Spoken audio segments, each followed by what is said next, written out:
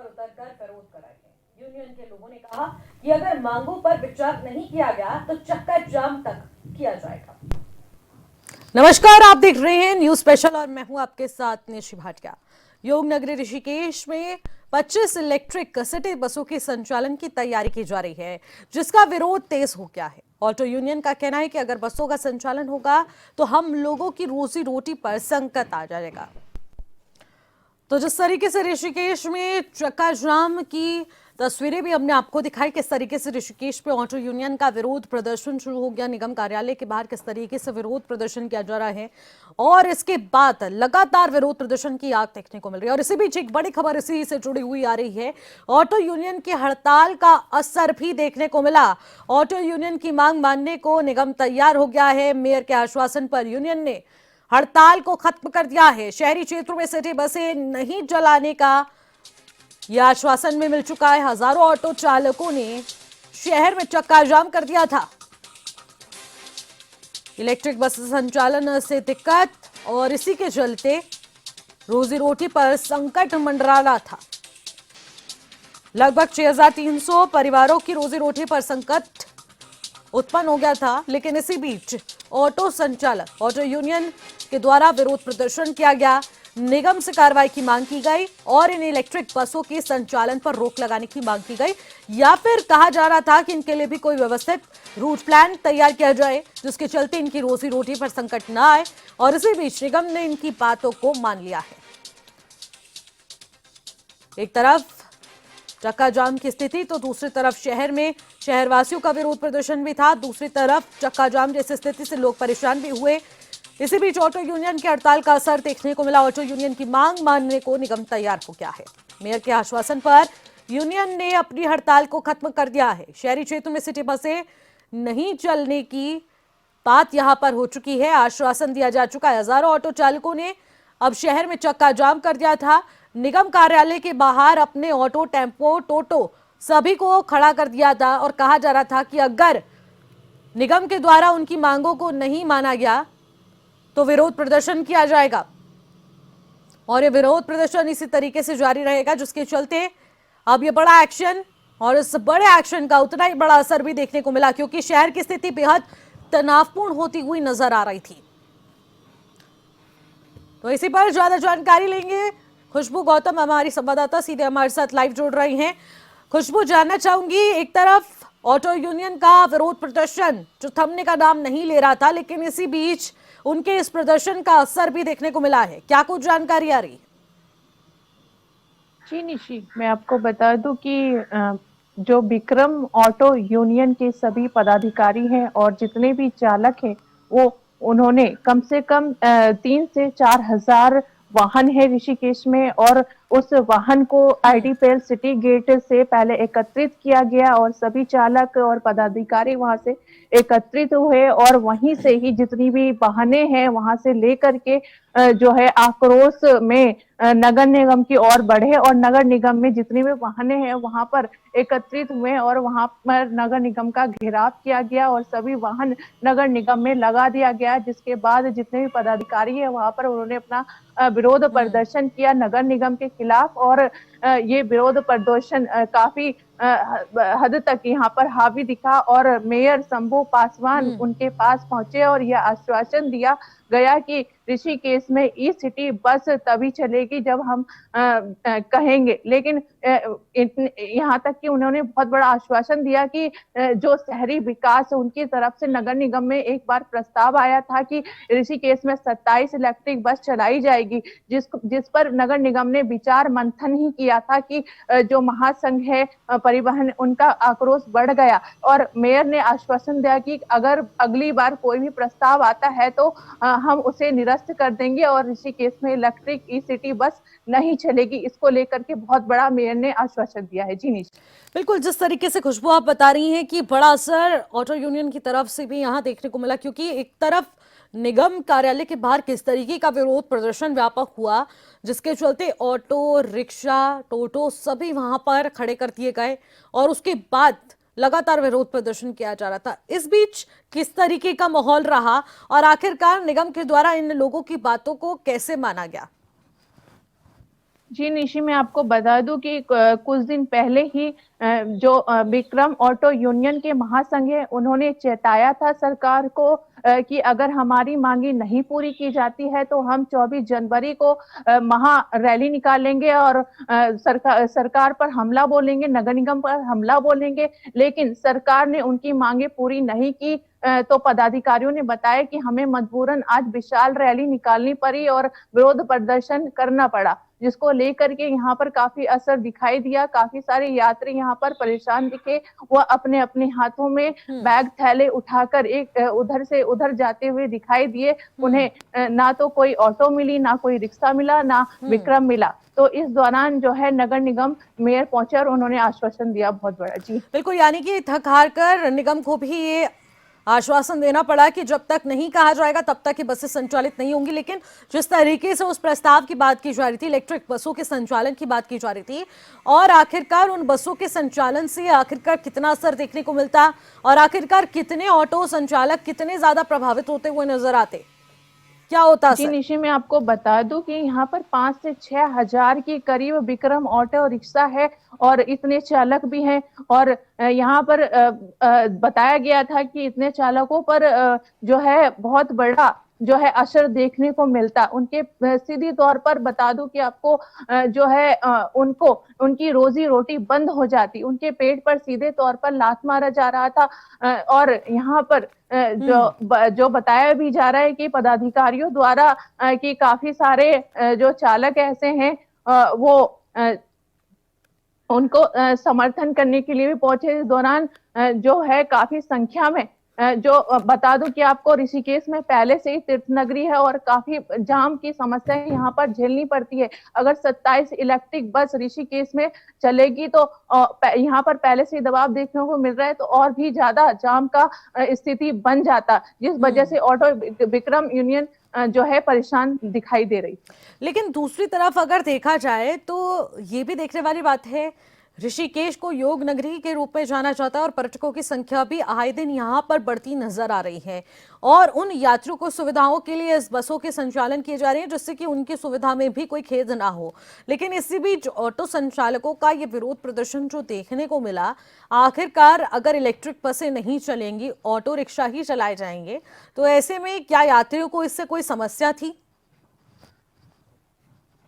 जी निशी, मैं आपको बता दूं कि यात्रियों को भी समस्याओं का सामना करना पड़ सकता था, क्योंकि यहाँ पर पहले से ही काफी संख्या में वाहन हैं। और अधिकतर जब देखने को ये भी मिला है कि जो ई रिक्शा है और महिंद्रा को भी लगातार यहाँ पर परमिट दी जा रही थी, जिसकी वजह से लगातार यहाँ पर वाहनों की संख्या बढ़ती हुई नजर आ रही है। और ऋषिकेश माना जाए तो एक छोटा सा सिटी है, और छोटे से सिटी में जब थोड़ा सा पर्यटक का आवागमन होता है तो काफी समस्या देखने को मिलती है। यहाँ पर लाखों संख्या में लोग आते हैं और जाम की समस्या झेलनी पड़ती है।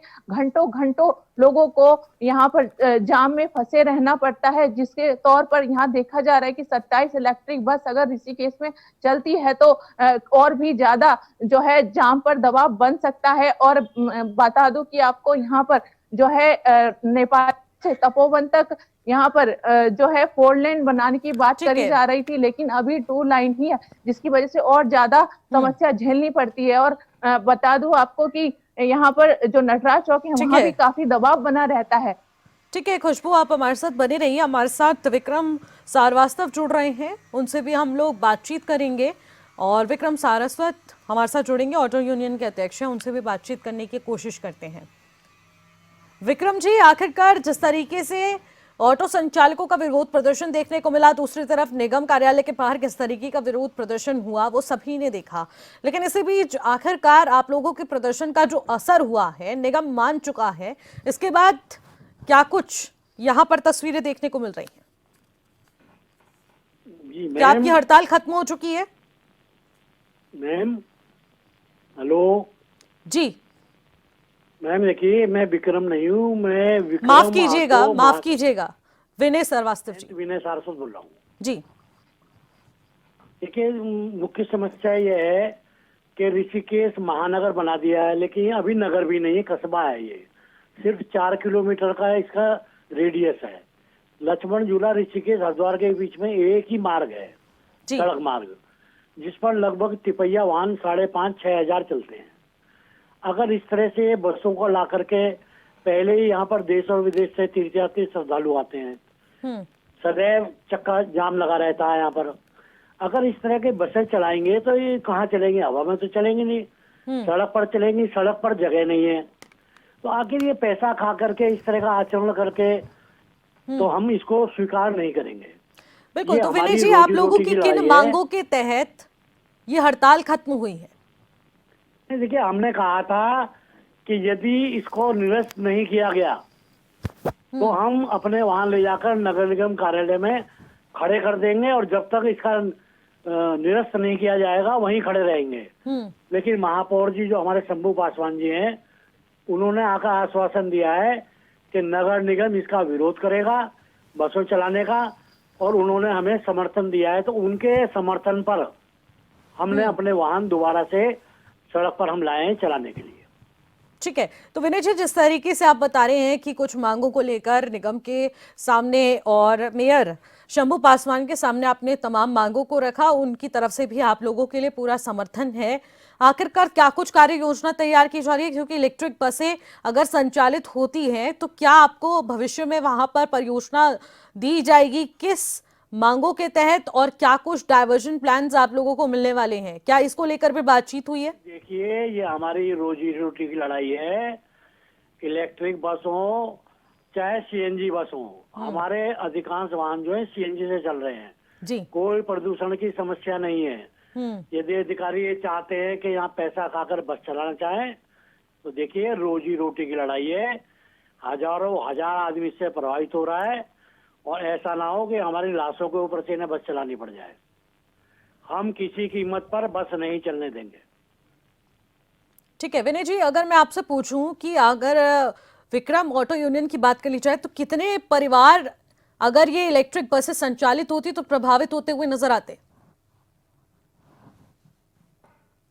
5 या 6 हजार तिपैया वाहन है जो इस रोड पर चलते हैं जी। और लगभग 1,000 वाहन हरिद्वार से नियमित प्रत्येक दिन लक्ष्मण झूले ये मुनिकेरे से ऋषिकेश आते हैं। तो ये आप समझ लिए 7,500 तिपैया वाहन है जिनकी रोजी रोटी का इस पर असर पड़ रहा है। यानी कि हजारों परिवारों की रोजी रोटी पर यह बड़ा संकट खड़ा हो जाता अगर इलेक्ट्रॉनिक ये सिटी बस संचालित होती। रोटी के लिए मरने को भी तैयार हैं। ठीक है। हमारे तो सब साथियों ने कहा है, अध्यक्ष जी, यदि ये डिमांड नहीं मानी गई तो फिर सरकार से बोल दो कि हमारी लाशों के ऊपर से बसें चलाइए। हम किसी कीमत पर इन बसों को नहीं चलने देंगे। तो विनय जी, अगर आगे जाकर इस तरीके से निगम की तरफ से भी कोई एक्शन नहीं नजर आता और सिटी बसों का संचालन होता है तो आपकी ओर से आगे क्या कुछ किया जाएगा? क्या कुछ अगला कदम रहने वाला है? में स्थगित किया है अपना आंदोलन को, लेकिन नहीं मानेंगे तो हम सारे वाहन लेके मुख्यमंत्री आवास जाएंगे, वहां घेराव करेंगे, वहां खड़ा कर देंगे सबको। देखिए, में ऐसा है, ये हमारी राजनीति का किसी दल की लड़ाई नहीं है, हमारे को सब दलों का समर्थन है। ये हमारी रोजी रोटी की लड़ाई है। इतनी संकीर्ण एक मार्ग है जिस पर सदैव जाम लगा रहता है, तो आखिर बसें क्यों चलाना चाहते हैं? ये हल्द्वानी में चलाएं, देहरादून चलाएं, बड़े शहरों में चलाएं, इस कस्बे में क्यों चलाना चाहते हैं ये? ठीक है विनय जी, बहुत बहुत शुक्रिया, आप हमारे साथ जुड़े, तमाम बातचीत की गई। तो देखिए, एक तरफ रोजी रोटी की लड़ाई लड़ी जा रही है तो दूसरी तरफ किस तरीके का विरोध प्रदर्शन भी देखने को मिला, लेकिन मुद्दा सिर्फ रोजी रोटी से जुड़ा हुआ है। क्योंकि अगर ये 25 से 27 सिटी बसें संचालित हो रही थी, इलेक्ट्रिक सिटी बसें संचालित होती, तो आखिरकार उसका विरोध प्रदर्शन और भी ज्यादा उग्र देखने को मिलता। तो इसी बीच अब वाहन किस तरीके से संचालित होंगे ये भी देखने वाली बात रहेगी, क्योंकि विक्रम ऑटो यूनियन की तरफ से हड़ताल को समाप्त कर दिया गया है, स्थगित कर दिया गया है। लेकिन अगर इसी तरीके से मांगे नहीं मानी गई तो और भी ज्यादा उग्र ये विरोध प्रदर्शन किया जाएगा। सुधीर राय जी इस वक्त हमारे साथ जुड़ रहे हैं, जो उत्तराखंड परिवहन महासंघ के अध्यक्ष हैं। सुधीर जी, जानना चाहूंगी आपसे कि आखिरकार परिवहन विभाग की ओर से 25 से 27 इलेक्ट्रिक बसों का संचालन किए जाने को लेकर तमाम तैयारियां की जा रही हैं और कहा जा रहा है कि इससे यात्रियों को भी सुविधा पहुंचेगी, लेकिन यहां रोजी रोटी पर संकट आन पड़ा है। बिल्कुल बिल्कुल, देखिए, सबसे पहले तो हमें ये समझना होगा और ये देखना होगा कि उत्तराखंड प्रदेश वर्तमान स्थिति में धरना प्रदर्शन का प्रदेश बन चुका है और लगातार सब जगह लोग अपनी अपनी मांगों को लेकर धरने प्रदर्शन कर रहे हैं। चाहे वो किसान की मांग को लेकर हो, चाहे अंकिता भंडारी हत्याकांड को लेकर हो और चाहे पेपर लीक मामले को लेकर हो। युवा भी सड़कों पर है, किसान भी सड़कों पर है और महिलाएं भी सड़कों पर है। अब ये वर्तमान में ये सरकार हमसे रोजगार छीनने का भी काम कर रही है। सरकार वो होती है जो रोजगार का सृजन करे और अपने लोगों को नए नए रोजगार उत्पन्न करके दे। लेकिन जहां पे सरकार रोजगार छीनने का काम करती है तो हम सबसे छोटे इकाई है परिवहन वाले। हम सड़कों पर चलते हैं, सड़कों पर दिन रात मेहनत करते हैं, लेकिन अपने रोजगार के लिए अब लगता है हमें कि सड़कों पर उतरना भी पड़ेगा। ये 27 बसों का संचालन सरकार द्वारा बिल्कुल कतई भी बर्दाश्त नहीं किया जाएगा और सरकार को इसमें सोचना होगा कि जो उत्तराखंड शहरी विकास एजेंसी है उसको भी ये देखना होगा कि बसों का संचालन किस तरह और किस जगह होना चाहिए। हम ये कहते हैं कि आप बसों का संचालन करो, लेकिन कम से कम उसमें अपनी जगह देखो कि किस जगह कौन से क्षेत्र में ये बसें चलाई जा सकती है। लेकिन ऋषिकेश एक योग नगरी है और इस योग नगरी में यात्रियों का आवागमन ज्यादा रहता है और ऐसे में ट्रैफिक की समस्या भी उतनी ज्यादा बढ़ती जा रही है। अगर पूरे ऑटो संचालन की हम बात करें तो उसके चलते भी काफी ज्यादा ट्रैफिक का सामना यहाँ यात्रियों को करना पड़ता है। तो कहा जा रहा था कि इन्हीं की सुविधाओं के लिए यहाँ पर इलेक्ट्रिक सिटी बसें चलाई जाएंगी जिससे कि रूट भी क्लियर नजर आएगा और यात्रियों की संख्या भी ज्यादातर बसों में सफर कर पाएगी और आसान भी रहेगा, सुगम भी रहेगा, व्यवस्थित भी रहेगा और पर्यावरण को भी इससे हानि नहीं पहुंचेगी। लेकिन एक तरफ यहां पर इतना सब कुछ सोचा जा रहा है, लेकिन दूसरी तरफ क्या नजरअंदाज कर दिया गया उन हजारों परिवारों को जिनकी रोजी रोटी सिर्फ और सिर्फ इन पर्यटकों से चल रही है, इन ऑटो संचालन से चल रही है। देखिए, सरकार की दोहरी मंशा है। एक तरफ तो सरकार रेवेन्यू कमाना चाहती है, दूसरी तरफ जो हम लोगों ने कई बार सरकार को लिख के दिया है कि अन्यत्र परमिट ना खोले जाए।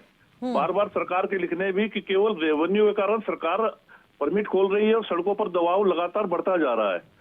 जहां इतने परमिटों की आवश्यकता यहाँ नहीं थी, सरकार द्वारा और रेवेन्यू के लिए वो परमिट खोल दिए गए हैं। आज जब वो इतने परिवहन तक 1.5 लाख यात्री 1.5 लाख परिवहन व्यवसायी सड़कों पर है तो उनकी सुविधा को सोचना चाहिए सरकार को। किस तरह से संचालन करे ये सरकार की जिम्मेदारी होनी चाहिए जब सरकार ने इतने परमिट दिए हैं। लेकिन सरकार अब उनको हक मारने के लिए 27 नई बसों को लेकर आती है तो कहीं ना कहीं सरकार की मंशा पर सवाल खड़ा होना लाजमी है। सरकार को चाहिए कि वो ट्रैफिक व्यवस्था को सुधारने का काम करे, ना कि ऐसे लोगों को सरकार रोजगार का सृजन करे, ना कि रोजगार का हनन करे। तो सरकार को इन सब मामलों को ध्यान रखते हुए हमारी समस्याओं का निस्तारण करना जरूरी है सरकार को। ठीक है सुधीर जी, बहुत बहुत शुक्रिया हमारे साथ जुड़ने के लिए, तमाम बातचीत करने के लिए। तो देखिए, अब ऑटो संचालकों की रोजी रोटी पर जो बड़ा संकट आन पड़ा था, पर निगम की ओर से उनकी मांगों को मान लिया गया है। हालिया ऑटो संचालकों की तरफ से इस हड़ताल को समाप्त तो कर दिया गया है, लेकिन कहा जा रहा है कि ये सिर्फ स्थगित हुई है। लेकिन अगर निगम इनकी मांगों को नहीं मानेगा और आगे जाकर इन बसों का संचालन होगा तो इसके बाद विरोध प्रदर्शन और भी ज्यादा उग्र होगा और साथ ही साथ मुख्यमंत्री आवास का घेराव तक किया जाएगा। लेकिन आखिरकार आगे क्या कुछ होने वाला है, क्या ऑटो संचालकों की मांगों को माना जाएगा और उन पर विचार किया जाएगा, तो ये देखने वाला विषय रहेगा। फिलहाल मुझे दीजिएगा इजाजत।